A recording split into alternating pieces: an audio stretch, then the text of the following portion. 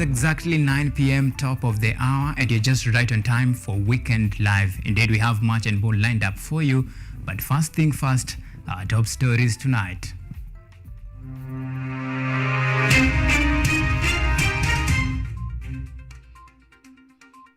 Tonight, a night of blackout. Why? Energy CS David Chirchir and Kenya Power CEO summoned by MPs to give answers. Kenya Power Authority Managing Director and Engineer send packing following embarrassing power outage at busy Jomo Kenyatta International Airport. Also tonight, forget about the stadium. Gachagua tells Busia residents to carry their own cross after they destroyed the stadium during demonstrations. Plus, we want more. Mombasa residents want more fund pumped to Constituency Development Fund.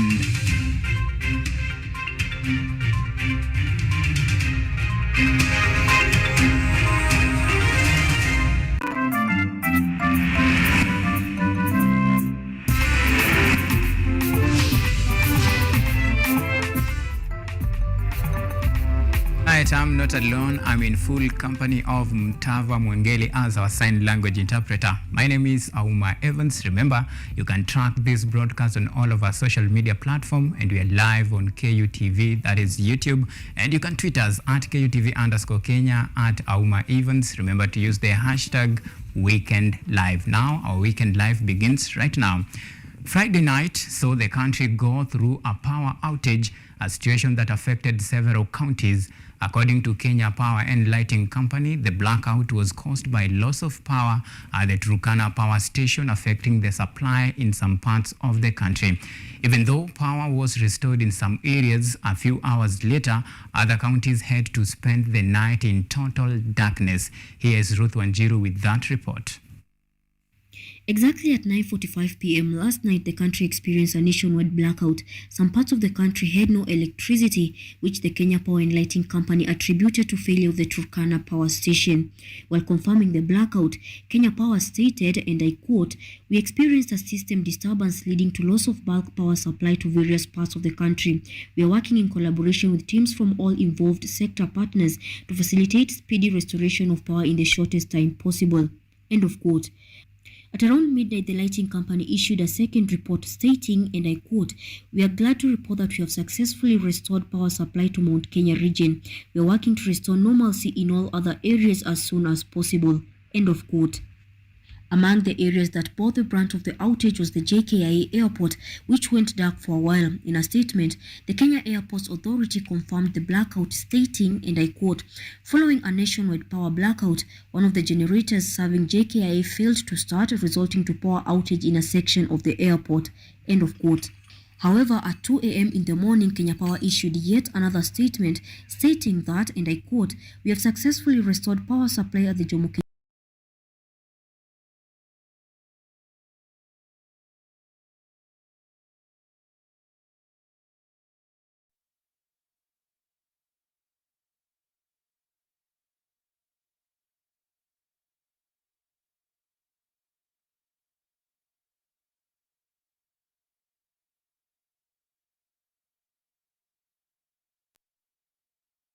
at JKIA. No accidents were witnessed last night.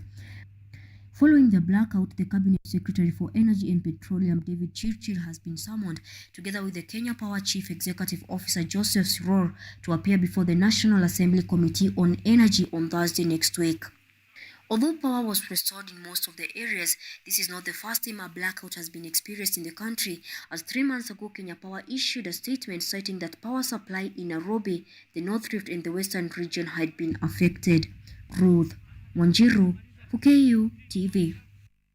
Alright, let's stay on that story for a bit. Now, the Transport Cabinet Secretary Kipchumba Murkomen has cracked the whip at the Kenya Airport authorities within hours following a power outage that left Jomo Kenyatta International Airport dark for hours. The Transport CS made a major reshuffle at the KAA, resulting to the dismissal of Managing Director Alex Gitari, together with the together with the authority's general manager, project and engineering manager, that is Fred Odao. In the changes, the former head of corporate planning, Henry Ogoye, will now assume Gitare's position as managing director. Engineer Samuel Mochache will replace Fred Odao as the general manager, project and engineering services.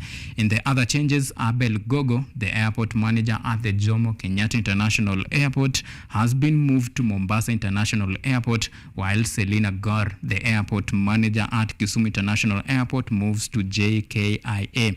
And the new manager will be, while Peter Wafula, the airport manager at Mombasa, moves to Kisumu International Airport. In the changes made by the Transport CS Kipchumba Murkomen.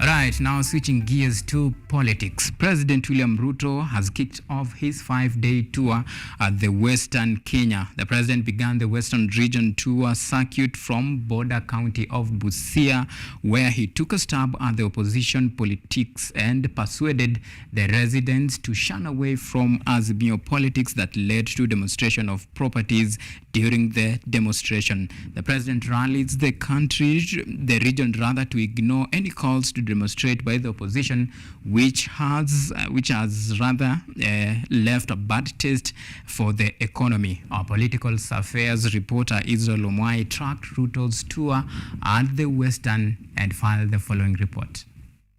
Since his ascension to power, President William Ruto was today in Busia County for the second time, and together with other local leaders, the president called upon area residents to distance themselves from demonstration, saying they cripple the economy.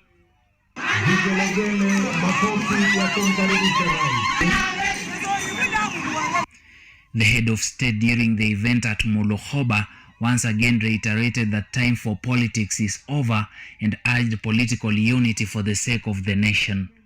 So mimi nauliza viongozi wote, jameni, tuungane. Ile ya muhimu Kenya leo ni vile ya kutafuta ajira ya hawa vijana. Tuko na Ruto says protests to oppose the government have no benefits and only keep away investors. Watu wako na kasumba ya kulete fujo katika taifa letu la Kenya. Si ndio? Nyinyi mnajua tulimaliza uchaguzi. Ama kuna yenye mulibakisha huku kubudalangi? Si mulimaliza uchaguzi? Mukatumalizia sisi viongozi. Deputy President Rigathi Gachagua joined President Ruto in condemning demonstration, saying the protest pulled back government efforts of rebuilding the economy. But with a heavy heart. Ati wao wanataka pesa ya kujenga stadium, hawa watu walibomoa wenyewe, tukupatie pesa ujenge? How?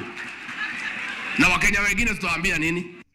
Prime Cabinet Secretary read from the same page, and just like his seniors, the Mulembe chief called upon the residents to make an about turn to the previous demonstrations that were led by the opposition.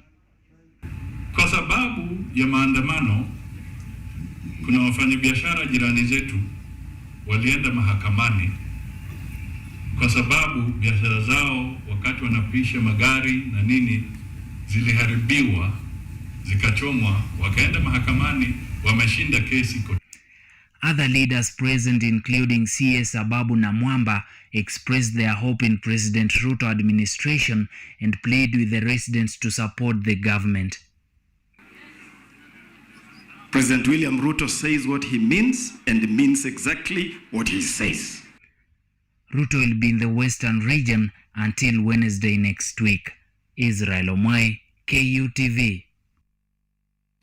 Still on Western Western Region Development Tour, President William Ruto today led the launch of the various development projects in Busia County.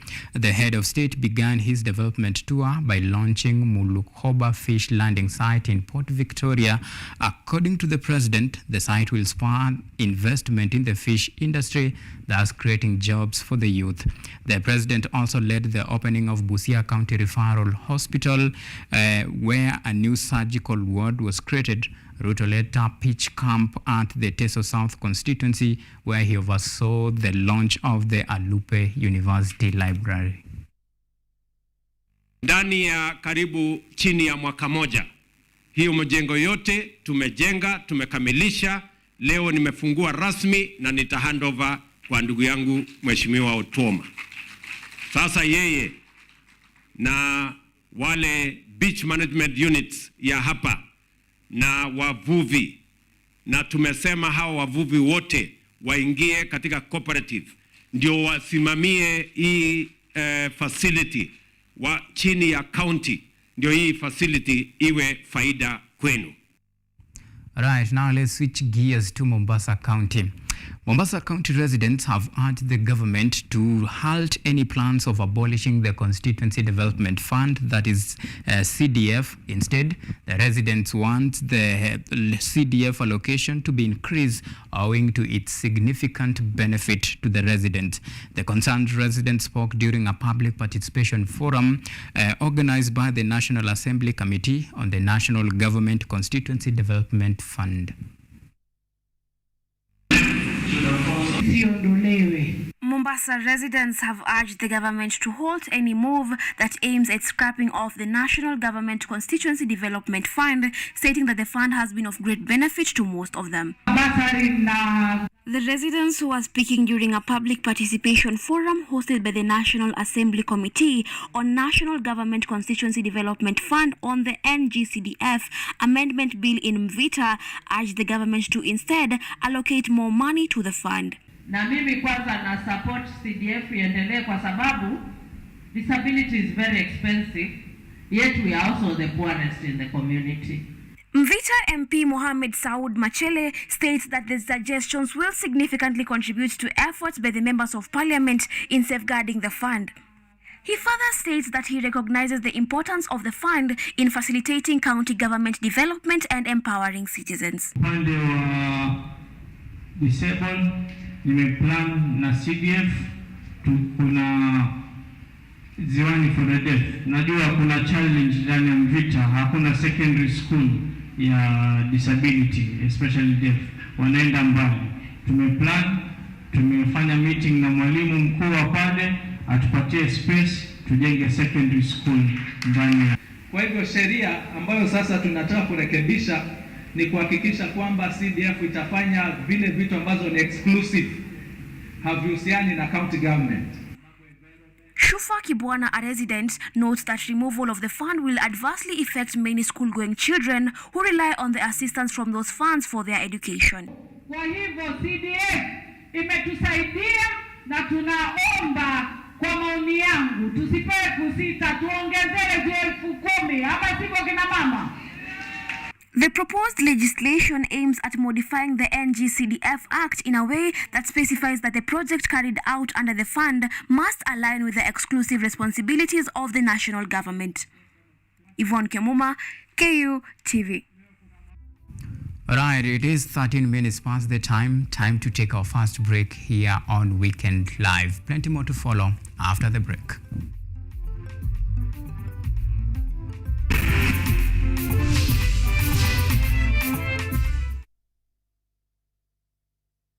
Are you an aspiring media practitioner, a graduate, or you just want to advance your skills in television production? Then welcome to Kenyatta University, where education meets innovation. KUTV, the premier university television station in Kenya, is now offering short courses in TV studio, field technical operations, and video editing. Through these courses, you will acquire hands-on skills on camera operations, media production, lighting techniques, audio-visual editing, and sound and visual control, and how to operate key equipment in modern TV control room. Enroll today at KUTV and discover your full potential in cutting-edge TV broadcasting. Graduates of these courses will receive professional certificates. For more information, visit our offices at KUTV Studios or call us on 020-870-4252 or 020-870-4255 or SMS us on 0739-110-544. KUTV, a new experience.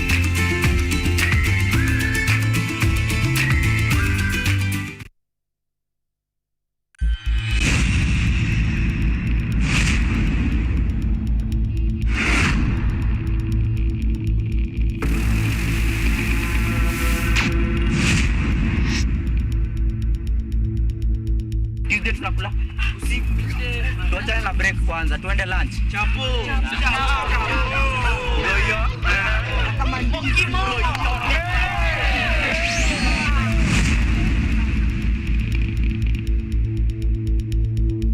Rasha piga shada kuna giza. Sikinai tujinai siweke story. Kata maji pia shada liko nasio nikosa msupo si stress. Kama rende kisha basi nipe. Najua ni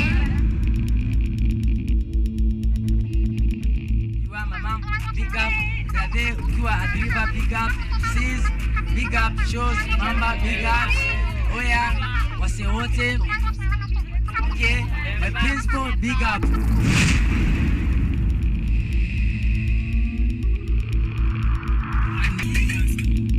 This is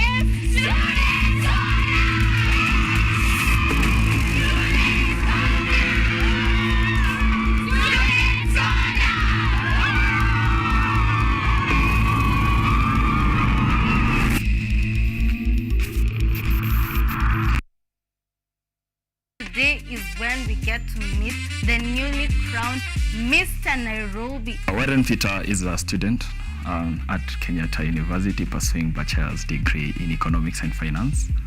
Warren Peter is a model. Warren Peter is a stylist. Warren Peter is a guitarist. Yeah, Warren Peter is a jack of all trades. I'll never leave the house without a watch. I'll never leave the house without a necklace.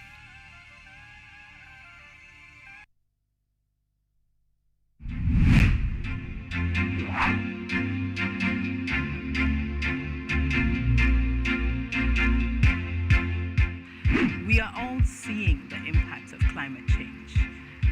In Kenya, for example, the frequency of the floods is becoming more and worse.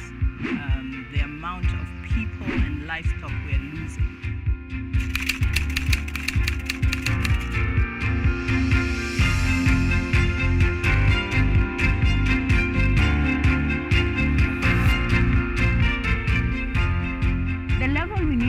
Is a level where the normal mwananchi and also the government stakeholders can uptake these solutions. Those small acts multiplied by millions of us will help make a difference in the world at the end of the day. It's just a slight behavior change that we need, and you'll find that it serves us a bit more than you put in. And that's the goal. We want to live a better world than we found, because at the rate we are going, it's dire. We will secure the planet for future generations.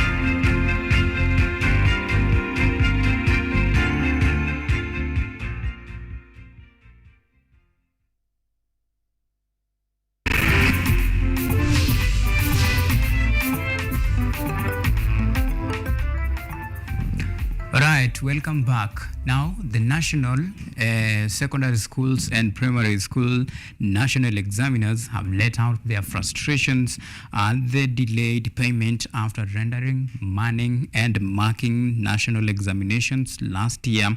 The Kenya National Union of Teachers is threatening to protest marking upcoming exams if their pleas are not addressed. Take a look.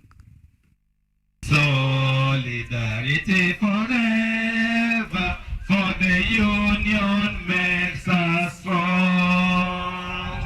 Once again, teachers are letting out their discontent with the unpleasant treatment they sometimes endure after offering the critical services of manning and marking national examinations. We shall never be divided. We shall never be divided. Under the emblem of the Kenya National Union of Teachers, the examiners lament that despite the prompt marking and releasing of results, under intense pressure from the ministry, the Kenya National Examination Council takes ages to compensate them their dues. That's 20 shillings or 100 shillings that you are paid as an examiner or an invigilator or a marker. That 100 shillings you are paid, if it is not given to you in good time in December after doing that work, and it is given in July, those people who know finance, is the shilling stable at that time? Is the shilling the same? It is not the same, isn't it? NAT Vice Secretary General Hesbon Otieno, who says he is speaking for several teachers, warns that should NEC continue down the current trajectory, teachers will resort to giving national examinations a wide berth. So let them pay promptly, and if they are not going to pay promptly, then we will ask our teachers not to do what? Not to do what? Not to man the exams. Hesbon observed that national examinations are budgeted for by the government in a special way and that NEC has no excuse whatsoever to delay the funds, leaving teachers in the misery of financial upheavals. We are telling NEC, when the exams are done and you contract teachers to man those exams, then ensure that you pay promptly. Because the government had obligated itself to take over the payment of national exams. So it means that when they make their national budget, they give allocations to management of national examinations.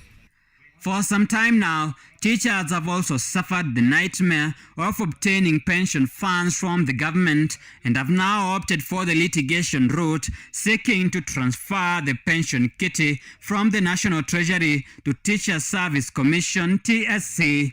We shall never be divided, for the union makes us solidarity. Muneneweru, KU TV. We wish you well.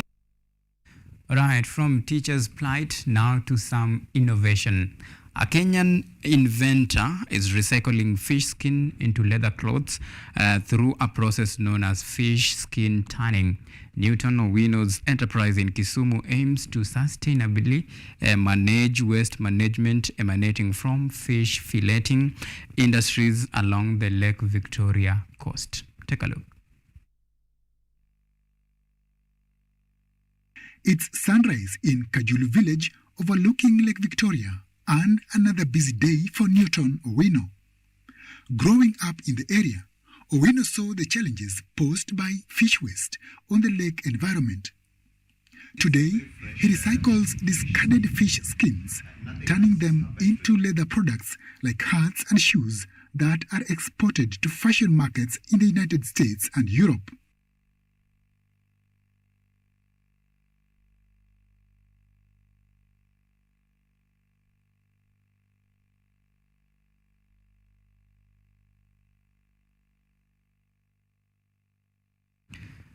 Right, that story takes us to our second break of the day. And of course, remember, plenty more to come, including our sports news.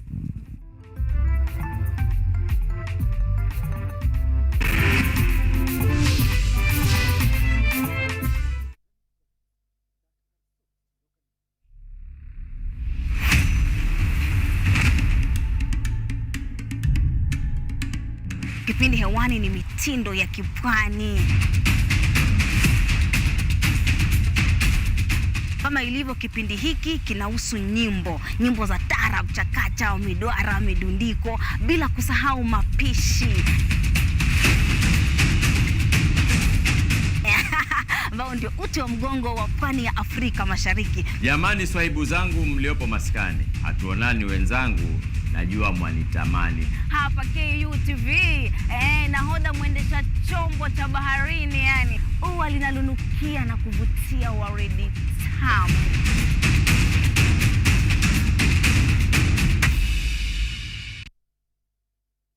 Today is when we get to meet the newly crowned Mr. Nairobi. Warren Peter is a student at Kenyatta University pursuing bachelor's degree in economics and finance. Warren Peter is a model. Warren Peter is a stylist. Warren Peter is a guitarist. Yeah, Warren Peter is a jack of all trades. I'll never leave the house without a watch.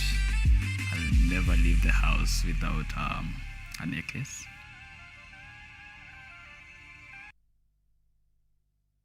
Focus on Health is a show that creates awareness on matters health and informs you on various diseases, their causes, treatment, prevention, coping, and support. So join me, Bwari Michelle, every Thursday at 7:30 p.m. only on KUTV. You can also follow us on our social media platforms at KUTV Focus on Health on Facebook and also on YouTube, and Health Focus on Instagram, because your health is your wealth. Stay safe and stay healthy.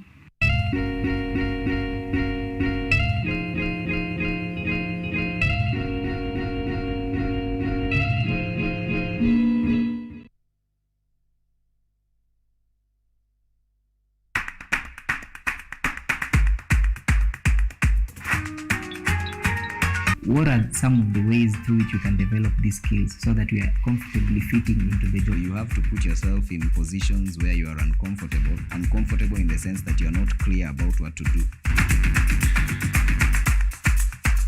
Because I used to work a corporate job before. So when I left, I happened to visit someone's farm around this area. So this project is called Security Breach Detector and Readiness Familiarize. It is meant to be used to detect, detonate explosives. We'll tackle all the tough issues, discuss all the weird moments, and hopefully share a few laughs along the way.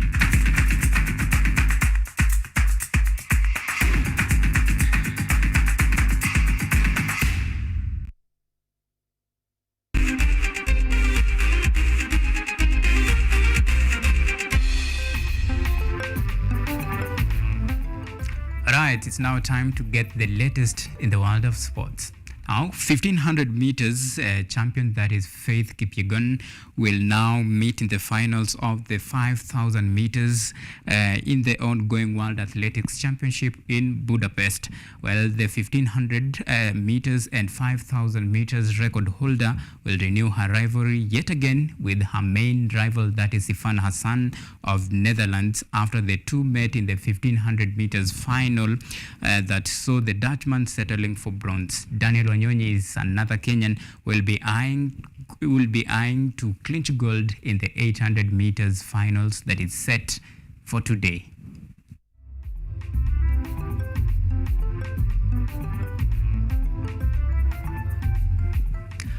Right, now let's switch gears to some football action. Now, the defending champions Gor Mahia played out a 1-1 draw against Sofapaka at the Moi International Sports Center, Kasarani, in their opening fixture of the 2023-2024 season. Well, meanwhile, Kogalo, of course, leveled after the Sofapaka opened their score sheet in the first minute, or rather in the first half of the match that was played at Kasarani.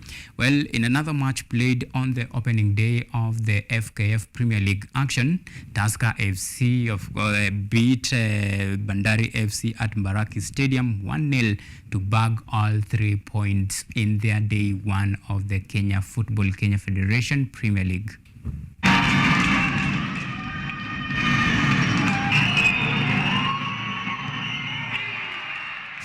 Okay, now let's switch gears to international action. And Arsenal played to a 2-2 draw by Fulham at the Emirates Stadium in an entertaining English Premier League action match.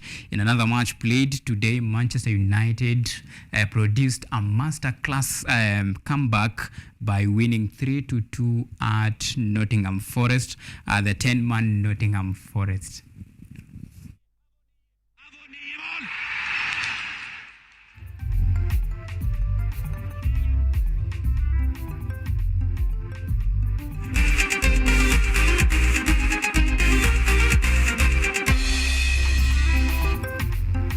Right, just a reminder, Chelsea won yesterday 3-0 at Luton. Well, that is a wrap here from us. Many thanks for keeping us accompanied in the last 25 minutes or so. My name is AUMA Evans, and Mutava Monale has been our sign language interpreter tonight.